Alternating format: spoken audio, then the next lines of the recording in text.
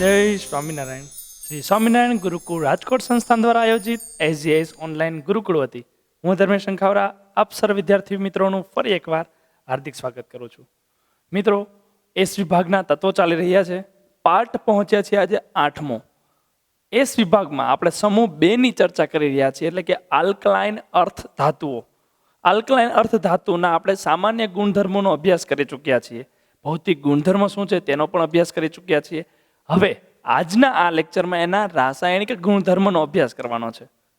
તો મિત્રો, સમૂહ 1માં પણ આવું જ આપણે અભ્યાસ કરી ચૂક્યા હતા કે સમૂહ 1નો જ્યારે અભ્યાસ કર્યો ત્યારે સૌપ્રથમ એની ઇલેક્ટ્રોન રચના શું છે, એના સામાન્ય ગુણધર્મો એટલે કે આયનીકરણ એન્થાલ્પી, જલ્યકરણ એન્થાલ્પી, આવા સામાન્ય ગુણધર્મોનો અભ્યાસ કર્યો હતો. યસ.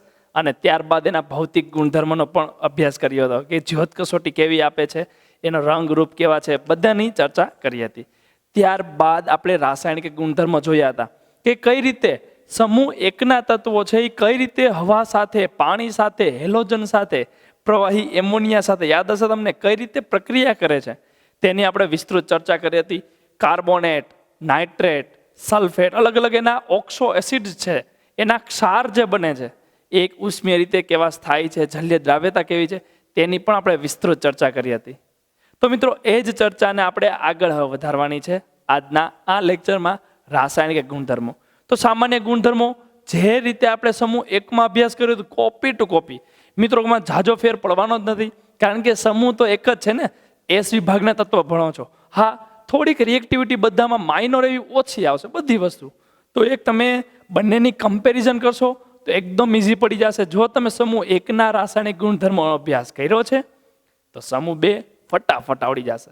તો ચલો મિત્રો, સમય ન બગાડતા શરૂ કરીએ. રાસાયણિક ગુણધર્મો. તો રાસાયણિક ગુણધર્મની જો વાત કરતા હોય તો પહેલો રાસાયણિક ગુણધર્મ આપણે લઈએ છીએ હવા અને પાણી સાથે પ્રતિક્રિયાત્મકતા. હવા અને પાણી સાથે અથવા તો પાણી પ્રત્યે પ્રતિક્રિયાત્મકતા.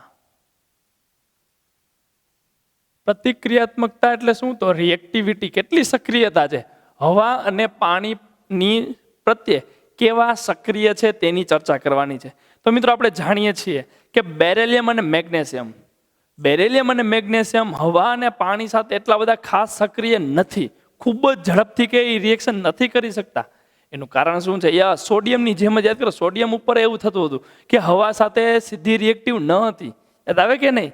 કારણ કે ઓક્સાઇડનું લેયર ચડાવે. Na2O યાદ છે કે નહીં? સોડિયમ છે શું કરતું હતું કે ઓક્સાઇડનું લેયર બનાવતું. Na2O સેમ ટુ સેમ મિત્રો, આ જગ્યાએ બેરેલિયમ અને મેગ્નેશિયમ છે એ સીધી જ પ્રક્રિયા નહીં કરી શકે હવા અને પાણી સાથે. કારણ કે એની પર નિષ્ક્રિય ઓક્સાઇડનું લેયર ચડી જાય છે. એ લેયર ચડવાને કારણે હવે આગળ ફર્ધર પ્રક્રિયા થતી નથી. તો એનો ભૂકો કરી નાખો મિત્રો, એકદમ ઝીણો દરી નાખો. તો હવે શું થશે? સંખ્યા કણ, યાદ છે ને, સરફેસ, કે જે એની પૃષ્ઠ સપાટી છે, એની બાહ્ય સપાટી છે, એ ખૂબ જ મોટી માત્રા મળશે. કે કોઈ પણ એક ઘન છે તમારી પાસે, તો ઘન હોય એની બહારની બાજુની સપાટી તમારી પાસે છે, એનું ક્ષેત્રફળ ગણો અને એ જ ઘનના તમે અસંખ્ય ટુકડા કરી નાખો અને દરેક ટુકડાની બહારની સપાટી છે એટલે કે ક્ષેત્રફળ એનું ગણો અને બધાનો સરવાળો કરો, ઘણો વધી જાય. યાદ હશે મિત્રો, ઘણી અલગ અલગ રિએક્શન હોય છે. આપણે ફોર એક્ઝામ્પલ આપણે હેબર વિધિની ચર્ચા કરીએ, જે 10thમાં તમારે આવતી, કે હેબર વિધિ N2 + H2 gives NH3. એમોનિયાની આપણે પ્રોડક્શન એઝ એ પ્રોડક્ટ તરીકે મેળવીએ છીએ એમોનિયા. તેમાં શું લઈએ છીએ? લોખંડ લઈએ છીએ, તો આયન ઓક્સાઇડ લઈએ છીએ. તો લોખંડના ટુકડા નાખવાને બદલે આપણે શું નાખીએ છીએ? લોખંડનો ભૂકો નાખીએ છીએ. ભૂકો શું કામ નાખવામાં આવે છે? યસ, તો સેમ કે એની સંપર્ક સપાટી આપણને વધારે મળે. તો મિત્રો, એ સંપર્ક સપાટી વધારે મળે એટલા માટે જ આ જગ્યાએ પણ બેરેલિયમ અને મેગ્નેશિયમ છે એના આપણે ક્રશ કરી નાખશું, મીન્સ એકદમ ભૂકો કરી નાખશું, જેને કારણે એની સપાટી ખૂબ જ વધારે મળે. ક્લિયર? તો એને કારણે હવે જે બેરેલિયમ છે અને મેગ્નેશિયમ છે એ જો હવા સાથે પ્રક્રિયા કરશે તો શું બનશે? BeO બનાવશે. ઓબ્વિયસ છે, કારણ કે બેરેલિયમ +2, ઓક્સિજન -2. એ તો તમને આવડતું જ હશે કે બેરેલિયમ છે એ +2 હોય, ઓક્સિજન છે -2 હોય, તો BeO. અને તમે અલગ અલગ સંયોજનો બનાવો છો, પાણી સાથે પ્રક્રિયા કરો છો તો હાઇડ્રોક્સાઇડ બનશે, પાણી સાથે પ્રક્રિયા કરો તો હાઇડ્રોક્સાઇડ બને, નાઇટ્રોજન સાથે પ્રક્રિયા કરો તો શું બને? તો નાઇટ્રોજન સાથે, હવા સાથે અત્યારે પ્રક્રિયા કરવી છે ને, તો હવામાં નાઇટ્રોજન પણ હશે. તો બેરિલિયમ +2 નાઇટ્રોજન -3 શું કરશો? આ જગ્યાએ તો સેમ નથી તો ક્રોસ ગુણાકાર કરશું. Be3n2 બેરિલિયમ નાઇટ્રાઇડ તો શું મળશે? Be3n2. અને એ જ રીતે જો મેગ્નેશિયમની ચર્ચા કરો તો મેગ્નેશિયમ હવા સાથે પ્રક્રિયા કરીને શું બનાવશે? Mg+2 oxygen -2. અને નાઇટ્રોજન હોય તો લિથિયમ સાથે, આ તો ચર્ચા કરી ચૂક્યા છીએ ને આપણે. યસ, મેગ્નેશિયમ નાઇટ્રાઇડ યાદ છે ને? લિથિયમ અને મેગ્નેશિયમ કેવા હતા? યસ, વિકર્ણ સંબંધ યાદ જ હશે તમને.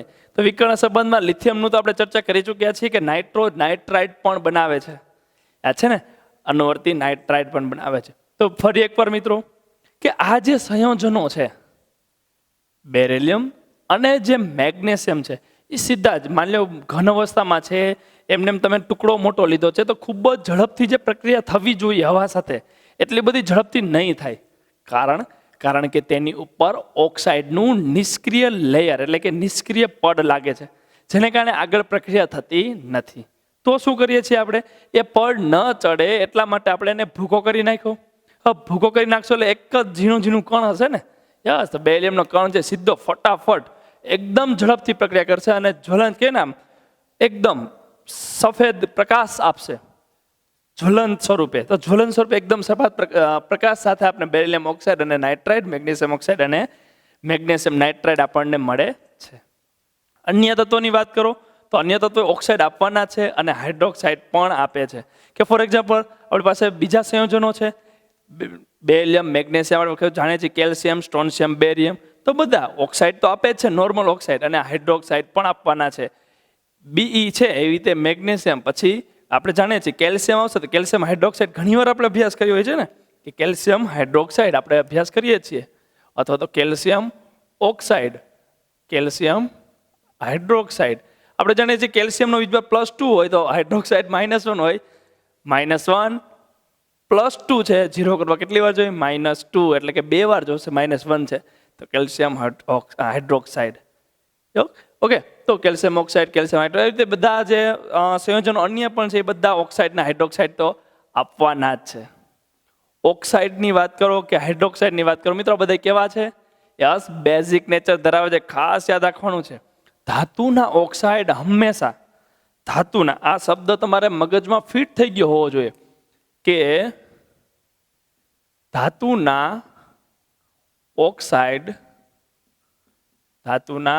ઓક્સાઇડ્સ અથવા હાઇડ્રોક્સાઇડ બે કોઈ પણ હોઈ શકે.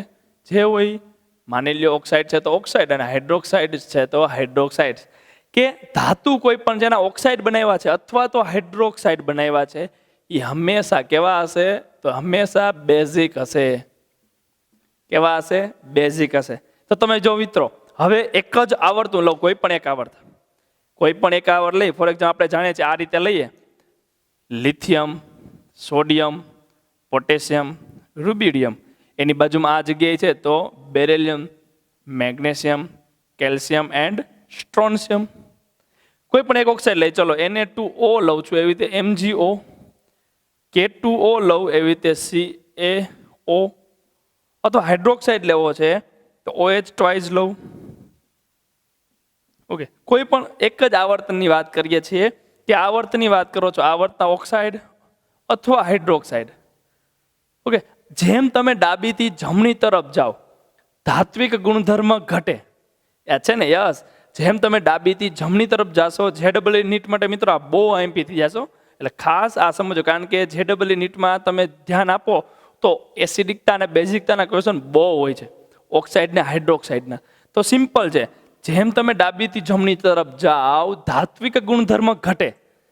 ધાત્વિક ગુણધર્મ ઘટે એનાથી ઊંધું વિચારો, તમે ડાબીથી જમણીથી ડાબી તરફ આવો, યસ, ધાત્વિક ગુણધર્મ વધે ને. ધાતુના ઓક્સાઇડ કેવા હોય?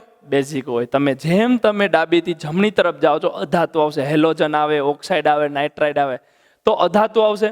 એમ મતલબ જેમ જેમ તમે ડાબીથી જમણી તરફ જાશો કયો ગુણધર્મ વધતો જશે? યસ, એસિડિક ગુણધર્મ વધે. આપણે તો હંમેશા કયો ગુણધર્મ જોવાનો હશે? બેઝિક ગુણધર્મ જોવાનો હશે. તો બેઝિક ગુણધર્મ શું થશે? ઘટશે. હંમેશા કોઈ પણ તમને આ રીતે ઓક્સાઇડ આપ્યા છે અથવા તો હાઇડ્રોક્સાઇડ આપ્યા છે તો મિત્રો મોટે ભાગે આવા ક્વેશ્ચન હોય છે. અલગ અલગ તમને ઓક્સાઇડ અને અલગ અલગ હાઇડ્રોક્સાઇડ આપી દીધા હોય છે. કોઈ પણ 3 અથવા કોઈ પણ 4 આપ્યા હોય તો આવર્તમાં ગોઠવી લેવાના. ધાતુ સૌથી પ્રબળ ધાતુ વિદ્યુત ધનમય કોણ છે? જે પ્રબળ વિદ્યુત ધનમય હોય, જે ધાત્વિક ગુણધર્મ ધરાવતું હોય એ પ્રબળ બેઝિક. જે એનાથી ઊંધું, જે ધાત્વિક ગુણધર્મ ઓછો ધરાવતો અથવા તો અધાત્વિક ગુણધર્મ વધારે ધરાવે છે તો અધાત્વિકના ઓક્સાઇડ, અધાતુના ઓક્સાઇડ કેવા હોય? એસિડિક હોય. કે Cl2O છે અથવા નાઇટ્રોજનના ઓક્સાઇડ છે NO2 ને કોઈ પણ, અથવા તો બીજા CO2 છે, કાર્બન ઓક્સાઇડની વાત કરું તો CO2, તો એ બધા કેવા થાય છે? એસિડિક થાય છે. તો આ ખાસ યાદ રાખવાનું છે મિત્રો, ઓક્સાઇડ કે કયા પ્રકારનો ઓક્સાઇડ છે એ ખાસ આવડવું જોઈએ. આવડી જાય ને, એસિડિક કે બેઝિક, કારણ કે આમાંથી તમને MCQ ખાસ વધારે પૂછાશે. અને 11 છે મિત્રો, થિયરી તો આપણને બહુ ઓછી કરશો તો ચાલશે, પરંતુ લીટીમાંથી MCQ આવડવા જોઈએ. ખાસ તમને MCQ આવડવા જોઈએ. તો સિમ્પલ છે ને. ચલો, હવા સાથે અને પાણી સાથેની પ્રક્રિયાની ફરી એકવાર ફટાફટ ચર્ચા કરીએ તો એટલું કહી શકાય કે બેરિલિયમ અને મેગ્નેશિયમ સીધા જ પ્રક્રિયા નથી કરતા. કારણ શું? કારણ એટલું જ કે એ નિષ્ક્રિય ઓક્સાઇડનું લેયર ચડાવે છે. હવે ઉપર લેયર ચડી ગયું તો હવા એના કોન્ટેક્ટમાં જ નહીં આવે. કે તમારી પાસે કોઈ પણ માની લો બેરિલિયમ ધાતુનો ટુકડો છે તો એની ઉપર ઓક્સાઇડનું લેયર ચડી ગયું તો હવા એના કોન્ટેક્ટમાં જ નહીં આવી શકે, કારણ કે ઉપર તો લેયર ચડી ગયું છે. સમજાય ને? યસ, લેયર ચડી જવાથી પ્રક્રિયા ફર્ધર આગળ પ્રક્રિયા થઈ શકતી નથી. તો શું કરીએ આપણે? દળી નાખ્યું, એકદમ ભૂકો કરી નાખ્યો તો હવામાં શું થશે? સળગશે. એકદમ જગારા સાથે સળગે છે, કારણ કે હવે તો એકદમ ઝીણા ઝીણા કણ થઈ ગયા. અને એ તો એને સળગવું જ હતું, એકદમ રિએક્ટિવ તો હતું જ, પરંતુ રિએક્શન શા માટે નહોતી થતી? યસ, ઓલું જે લેયર ચડ્યું ને નિષ્ક્રિય, એને કારણે. હવે તમે ભૂકો કરી નાખ્યો છે, લેયર ચડવાનો પ્રશ્ન જ નહીં આવે, કારણ કે એકદમ ઝીણા ઝીણા કણ હશે ને સીધા જ હવા સાથે પ્રક્રિયા કરશે. અને પ્રક્રિયાને કારણે તમને જગારા સાથે બેરિલિયમ ઓક્સાઇડ અને બેરિલિયમ નાઇટ્રાઇડ મળે. અને મેગ્નેશિયમની વાત કરો તો મેગ્નેશિયમ ઓક્સાઇડ અને મેગ્નેશિયમ નાઇટ્રાઇડ મળે. અન્ય તત્વો છે બધા ઓક્સાઇડ અને હાઇડ્રોક્સાઇડ તો આપવાના છે. સ્વભાવ કેવા હશે? બેઝિક હશે. કોના કરતા ઓછા હશે? સમૂહ એકના તત્વો છે એના કરતા અનુવર્તી, એના આવર્તના જ લેવાનો, એના કરતા કેવા છે? ઓછા બેઝિક હશે.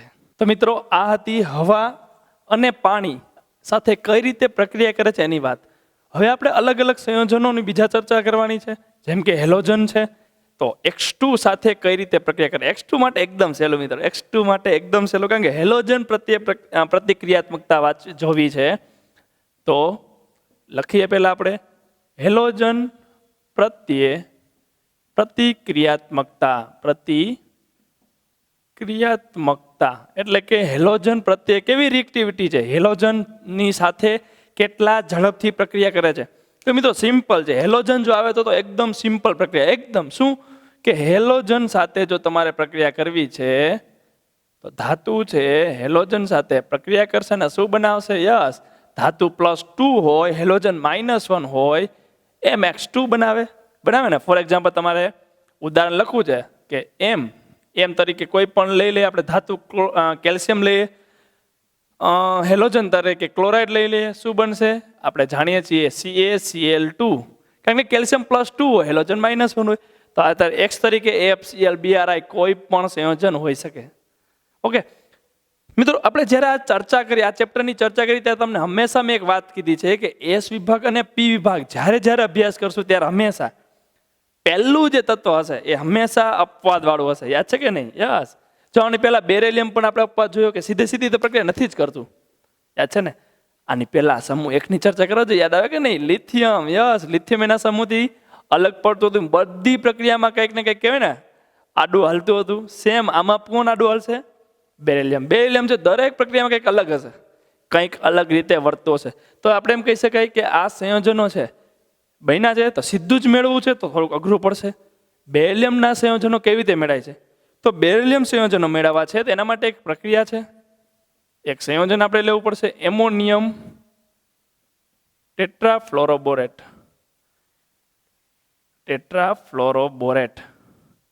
એમોનિયમ ટેટ્રાફ્લોરોબોરેટ છે મિત્રો. આનું જ્યારે ઉષ્મીય વિઘટન કરો તમે તો શું બનશે? BF2 મળે અને NH4+1 હોય, F-1 હોય એટલે NH4Cl જેવી રીતે મળે, NH4F.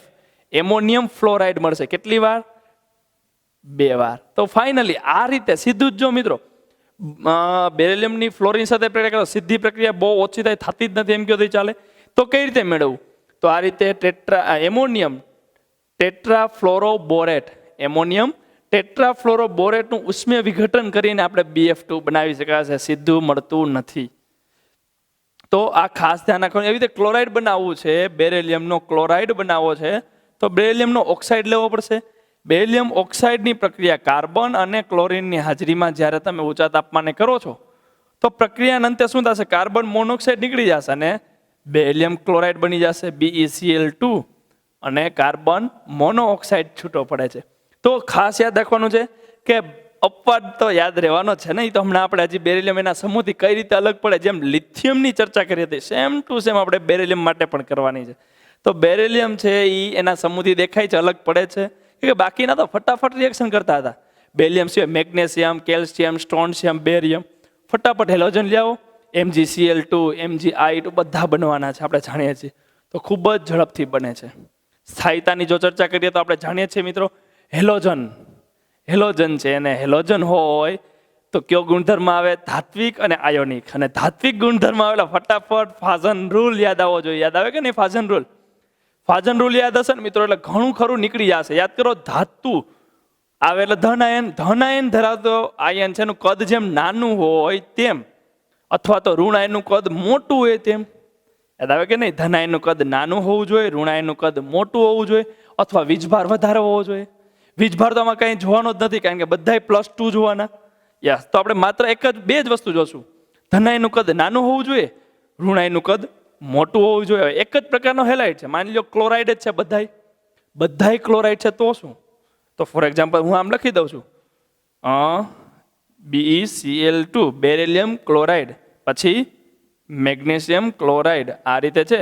તો આમાંથી કોણ વધારે સહસંયોજક હશે? કોણ વધારે સહસંયોજક હશે? તો આપણે જાણીએ છીએ ધન આયનનું કદ જેમ નાનું એમ સારું, ઋણ આયનનું કદ મોટું એમ સારું. ઋણ આયન તો બેયમાં સરખા છે, તો ધન આયનનું કદ નાનું હોય એમ સહસંયોજક નેચર વધારે. અને આયોનિક નેચર પૂછે તો આ, એટલે કે જો તમને પૂછે સહસંયોજક કોણ છે, તો સહસંયોજક થશે.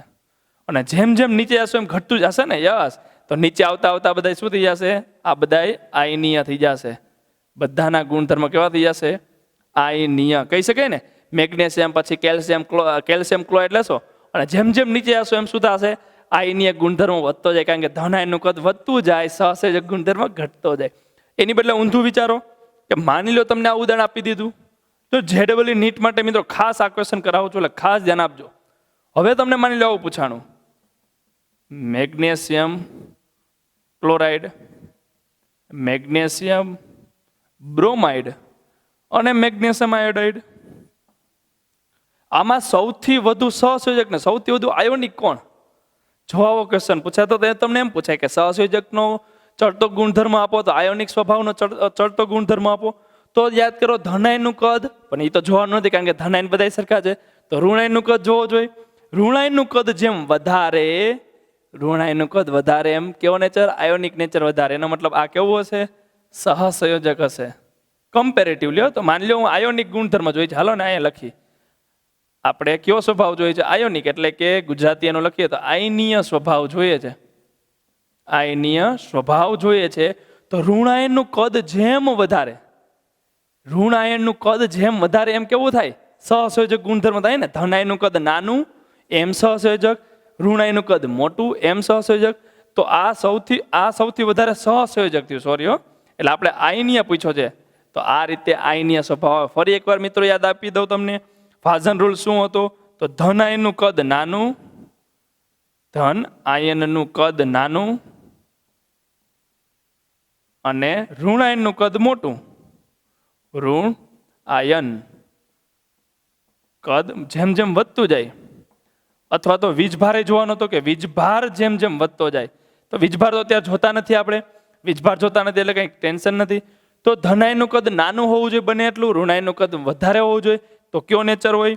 તો સહસંયોજક ગુણધર્મનો નેચર હોય, સહસંયોજક ગુણધર્મ હોય. આનાથી ઊંધું તો આયોનિક. તો જો એમાં ઋણ આયનનું કદ સૌથી વધુ કેમાં છે?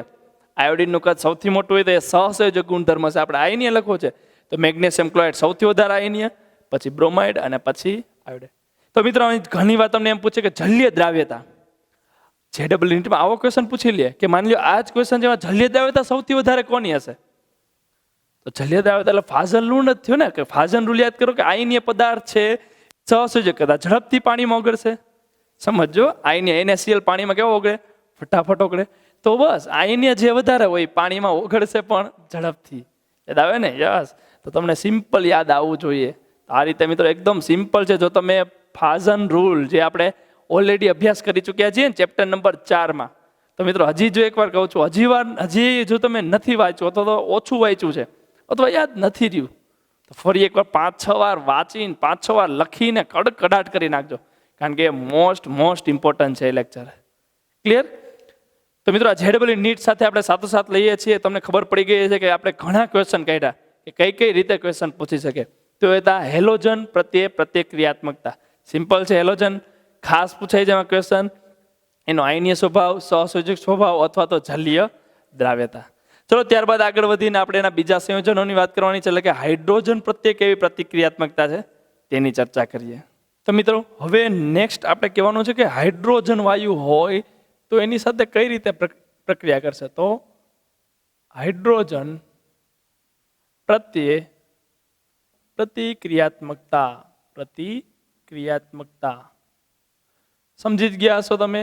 પ્રતિક્રિયાત્મકતા એટલે વન્સ અગેન આપણે વાત કરીએ તો રિએક્ટિવિટી હાઇડ્રોજન H2 સાથે. તો H2 સાથે તો સિમ્પલ પ્રક્રિયા છે મિત્રો, આપણે જાણીએ છીએ. શું થવું જોઈએ? હાઇડ્રાઇડ બનવા જોઈએ, અનુવર્તી હાઇડ્રાઇડ બનવા જોઈએ. કે માની લો તમારી પાસે M છે, એની હાઇડ્રોજન વાયુ સાથે પ્રક્રિયા કરો છો, એટલે કે H2 સાથે પ્રક્રિયા કરો છો, તો પ્રક્રિયા અંતે શું મળશે? તો આપણે જાણીએ છીએ શું મળવું જોઈએ, MH2 હાઇડ્રાઇડ હશે. એટલે કે હાઇડ્રોજન આ જગ્યાએ કેવો હશે, માઇનસ હશે. રેડોક્સ પ્રક્રિયા થઈ કે નહીં મિત્રો? કે ફોર એક્ઝામ્પલ ધાતુ છે તમારી પાસે, એ 2 ઇલેક્ટ્રોન ગુમાવશે, એટલે હકીકતમાં શું બનશે, M+2 બનશે. અને શું બનાવશે, 2 ઇલેક્ટ્રોન મુક્ત કરશે. શું થશે? હાઇડ્રોજન છે એ 0 છે આ જગ્યાએ, H2 છે ને મિત્રો, H2 0 છે, એ 1 ઇલેક્ટ્રોન મેળવે તો શું બને, H-1 છે ને. આ જગ્યાએ પણ 2 હાઇડ્રોજન છે, H2 2 ઇલેક્ટ્રોન મેળવે અને 2 વાર શું બને, H- હાઇડ્રાઇડ બને છે. એટલે જ એને હાઇડ્રાઇડ કહેવાય છે મિત્રો. ખાસ યાદ રાખજો, હાઇડ્રોજન સાથે પ્રક્રિયા કરે હાઇડ્રાઇડ એટલે કે M+2 હશે, H-1 શું બનાવશે, ધાત્વીય હાઇડ્રાઇડ બનાવશે. તો ધાત્વીય હાઇડ્રાઇડ અનુવર્તી હાઇડ્રાઇડ બનાવશે. ક્લિયર? એકદમ સિમ્પલ છે, આમાં કઈ અઘરું છે નહીં. હાઇડ્રાઇડ બનાવે છે, પરંતુ એક તો અપવાદ તો હોવાનો જ.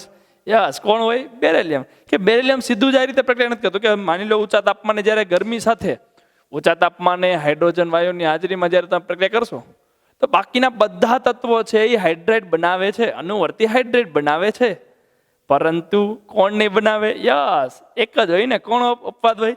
હંમેશા કહેવાય ને ટોપ ઓફ ધ ટેબલ, એટલે કે જે સૌથી ઉપરનું છે હંમેશા અપવાદ વાળું છે. આપણે S અને P વિભાગની ચર્ચા કરીએ છીએ ત્યારે. તો કોણ છે અહીંયા? તો બેરિલિયમ છે એ અપવાદ છે. ઓકે, તો હવે એનો હાઇડ્રેટ કેવી રીતે મેળવવો? BeH2 કઈ રીતે મેળવો? સીધો તો આ રીતે તો મળતો નથી. એટલે કે બેરિલિયમ છે એની H2 સાથે પ્રક્રિયા કરો તો BeH2 આ રીતે મળતો નથી. તો તમારે અલગ રીતે મેળવવો પડશે. કઈ રીતે મેળવશો? તો બેરિલિયમ છે એનો ક્લોરાઇડ લેવો પડશે. બેરિલિયમનો શું લેવો પડશે? ક્લોરાઇડ લેવો પડશે. એની પ્રક્રિયા આપણે હાઇડ્રાઇડ સાથે, એટલે કે લિથિયમ એલ્યુમિનિયમ હાઇડ્રાઇડ. યાદ હશે મિત્રો તમને આ શું છે? Lithium aluminium hydride. યાદ આવે કે નહીં? હાઇડ્રાઇડ. યસ, લિથિયમ ચેપ્ટરમાં આવી ગયું છે. લિથિયમ છે એ પ્રબળ, યાદ છે કે નહીં, રિડક્શન કરતા તરીકે વર્તતું હતું, એટલે લિથિયમ એલ્યુમિનિયમ હાઇડ્રાઇડ આપણે બનાવી છે. અને લિથિયમ એલ્યુમિનિયમ હાઇડ્રાઇડ શું છે? પ્રબળ રિડક્શન કરતા છે. સામેનું રિડક્શન કરશે, પોતાનું ઓક્સિડેશન થાય. યાદ આવે કે નહીં? યસ. તો લિથિયમ એલ્યુમિનિયમ હાઇડ્રાઇડ પ્રબળ રિડક્શન કરતા તરીકે આપણે યુઝ કરતા હોઈએ છીએ. તો એ જ સંયોજન છે. શું કરવાનું છે? બેરિલિયમ ક્લોરાઇડ છે એની પ્રક્રિયા લિથિયમ એલ્યુમિનિયમ હાઇડ્રાઇડ સાથે કરવાની છે. શું બનાવવું છે એ તો આપણને ખબર જ છે. યસ, બેરિલિયમ હાઇડ્રાઇડ બનાવવો છે તો બેરિલિયમ હાઇડ્રાઇડ બનશે. એટલે કે Be આ H2 સાથે જોડાઈ જાય. યસ, હવે લિથિયમ છે એ ક્લોરાઇડ સાથે જાય તો LiCl બને, આપણે જાણીએ છીએ. પ્લસ એલ્યુમિનિયમ છે એ પણ ક્લોરાઇડ સાથે જાય તો AlCl3 મળે. પાછળ જ લખી નાખે, ચલો જગ્યા છે જ. AlCl3 રિએક્શન સેટ કરવું છે, જોઈ લો મિત્રો. એવું હોય તો 2 બેરિલિયમ લેવા પડશે, કારણ કે ક્લોરાઇડ તો આપણે 3 ને 4 જોઈએ છે. કારણ કે AlCl3 3 ક્લોરાઇડ આ જગ્યાએ, AlICl નો 1 ક્લોરાઇડ, ટોટલ 4 ક્લોરાઇડ જોઈએ છે. તો ઓબ્વિયસ છે 2 મૂકવા પડશે. 2 મૂકીએ તો 2 બેરિલિયમ થઈ જાય, તો 2 મૂકીએ. રેડોક્સ અભ્યાસ કરી ચૂક્યા છો મિત્રો. રેડોક્સમાં તમે આવી ગયું છે બધું. શું થાય? 4 હાઇડ્રોજન છે તો 4 હાઇડ્રોજન સેટ કે નહીં? એકદમ સિમ્પલ. કઈ રીતે સેટ કર્યું ફરી એકવાર? પહેલા તો પ્રક્રિયાની નિપજ શું થાય એ તો તમારે યાદ રાખવી જ રહી. યસ, તો માર્ક કરો છો, ક્લોરાઇડ માર્ક કર્યા કે ભાઈ આ જગ્યાએ 1 છે, આ જગ્યાએ 3 ક્લોરાઇડ છે. કેટલા થઈ ગયા? જમણી બાજુ 4. તત્વયોગ મિતિ યાદ છે ને? તત્વયોગ મિતિ એટલે શું? તત્વનું યોગ્ય પ્રમાણ જળવાવું જોઈએ, જેને કહેવાય તત્વયોગ મિતિ. કે એરાની બંને બાજુ એટલે અથવા તો બરાબરની બંને બાજુ તત્વોની સંખ્યા કેવી હોવી જોઈએ? સરખી હોવી જોઈએ. 4 ક્લોરીન છે, 4 ક્લોરાઇડ છે, તો 4 ક્લોરાઇડ કરવા માટે આ બાજુ તો 2 જ છે. તમારા આખા સંયોજનને 2 વડે ગુણવું પડશે કે નહીં? યસ, તો 2 વડે ગુણી નાખો તો આખા સંયોજનને 2 વડે ગુણવું પડશે. 2 વડે ગુણો એટલે ત્યાંથી જ ચાલુ કરાય મિત્રો. ક્લોરાઇડ તમે એડજસ્ટ કરવા ગયા તો શું વધી ગયું? બેરિલિયમ વધી ગયા. કેટલા છે બેરિલિયમ? 2 વધી ગયા. 2 થઈ ગયા ને? આ બાજુ તો 1 જ છે, તો ત્યાં પાછું શું કરવા જશું? 2 વડે સહગુણક મૂકશું એટલે 2 બેરિલિયમ થઈ જાય. પરંતુ સાથે સાથે એની સાથે કોણ છે? હાઇડ્રાઇડ છે. કેટલા થઈ ગયા? 4 હાઇડ્રોજન થઈ ગયા. આ બાજુ 4 હાઇડ્રોજન હોવા જોઈએ. યસ છે, કઈ પ્રોબ્લેમ નથી. કોણ કોણ બાકી રહ્યું? લિથિયમ જો લ્યો 1, લિથિયમ 1, એલ્યુમિનિયમ 1, એલ્યુમિનિયમ 1 છે ને? સહેલું, તો એકદમ સહેલું છે. આવડે કે નહીં? યસ આવડે જ ને. તો આ રીતે તમને અલગ અલગ સંયોજનો પૂછે. હાઇડ્રાઇડની વાત કરીએ. BeH2, MgH2, calcium H2, strontium. Beryllium, magnesium, calcium, strontium એના હાઇડ્રાઇડ આપ્યા છે મિત્રો. તમે જો કે હાઇડ્રોજનનું કદ તો બધામાં સરખું હશે. ઋણાયનનું કદ, ધનાયનના કદમાં ફેરફાર થાય છે. ધનાયનનું કદ જો બદલે છે ને? તો આ ખાસ યાદ રાખવાનું છે. ધનાયનનું કદ બદલે છે તો ધનાયનનું કદ જેમ નાનું હોય એમ સહસંયોજક નેચર વધારે હોય. યાદ આવે કે નહીં? યસ, ધનાયનનું કદ જેમ નાનું હોય એમ સહસંયોજક નેચર વધારે. તો આ બંને જે છે એ સહસંયોજક નેચર ધરાવે છે, સહસંયોજક. અને બાકીના બધા છે વૈધા કેવા ધરાવે છે? કે બધા આયનીય નેચર ધરાવે છે, આયનીય ગુણધર્મો ધરાવે છે. JEE નીટ માટે મોસ્ટ ઇમ્પોર્ટન્ટ ક્વેશ્ચન થઈ ગયો કે નહીં? યસ, સ્ટ્રોન્શિયમ, કેલ્શિયમ, સ્ટ્રોન્શિયમ અને પછી આવશે બેરિયમ. માની લો તમને પૂછે કે આયનીય સ્વભાવ આપો. આયનીય સ્વભાવ, તો આયનીય નીચે જશે એમ શું થાય? વધતો જાય. અને સહસંયોજક સ્વભાવ માંગ્યો હોય તો ઉપર આવે એમ વધે. સહસંયોજક નેચર આ બાજુ આવશે એમ વધશે, અને આયનીય નેચર નીચે જશે એમ વધશે. એટલે ખાસ મિત્રો, ખાસ એવું હોય તો તમારે લખી જ લેવાનું. એ હોય તો આયનીય સ્વભાવ કરીને લખવાનું, આયનીય સ્વભાવ, પછી નીચે આ રીતે લખી નાખવાનું. ક્લિયર? અને પછી એવું હોય તો બીજું વાક્ય લખો, સહસંયોજક સ્વભાવ. તો સહસંયોજક સ્વભાવ લખો છે તો ઊંધો ક્રમ આવશે કે નહીં? યસ, સહસંયોજક સ્વભાવ. તો આવો ક્રમ આવશે કે સૌથી વધારે કોનો હોય? આનો હોય. અથવા આયનીય, આપણે ખબર છે આયનીય સ્વભાવ જેમ વધે એમ સહસંયોજક સ્વભાવ ઓટોમેટિક શું થાય મિત્રો? ઘટવાનો છે. યાદ છે ને? તો ફાઝન રૂલ, વન્સ અગેન ફાઝન રૂલ. જ્યાં જો ત્યાં કન્ટિન્યુ એજ રિપીટ થાય છે મિત્રો. તો તમે આ JEE નીટ માટે મોસ્ટ ઇમ્પોર્ટન્ટ થઈ જાય ક્વેશ્ચન. આમાં સૌથી વધુ આવા ક્વેશ્ચન હોય છે. બેઝિક કોન્સેપ્ટ જ પૂછવાના છે. કારણ કે કેવી રીતે બને છે, શું છે, ગોખવાનું ઘણી વસ્તુ છે એ પૂછાતી જ નથી. તમને એના સ્વભાવ શું છે, એ કઈ રીતે પ્રક્રિયા કરે છે, એનો આયનીય સ્વભાવ છે, સહસંયોજક સ્વભાવ છે, એસિડિક છે, બેઝિક છે, તટસ્થ છે, ઓક્સાઇડ હાઇડ્રોક્સાઇડ હોય તો એવી વાત. તો આવા સ્વભાવ જે છે એ સૌથી વધુ પૂછાતો હોય છે. આવડે કે નહીં? યસ, આવડી જ જાય ને. તો યાદ કરો ફરી એકવાર.